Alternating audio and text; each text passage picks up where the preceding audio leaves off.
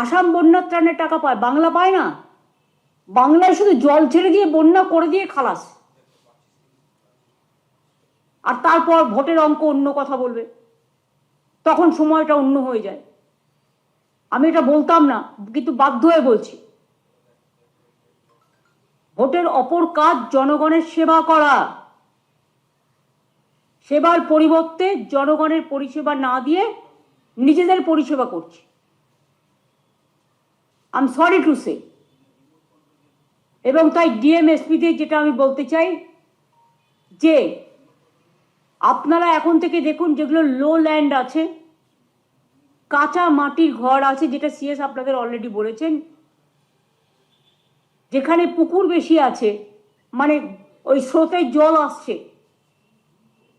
তার অন্তত বেশ কিছুটা জুড়ে, 1 কিলোমিটার 2 কিলোমিটার জুড়ে, কারণ যে রেটে জল ছাড়া হচ্ছে, কোন দিন আগে তো বামফ্রন্ট আমলে আমি দেখেছি রাত্রিবেলায় জল ছেড়ে দিয়ে মানুষ ভাসিয়ে দেওয়া হতো, কাউকে উদ্ধার করা হতো না, মানুষ মারা যেত, শয়ে শয়ে মানুষ মারা গেছে।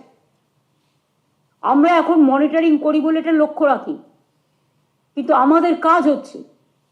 আগের বারেও পুলিশ আমাকে খুব হেল্প করেছে ব্যাপারে।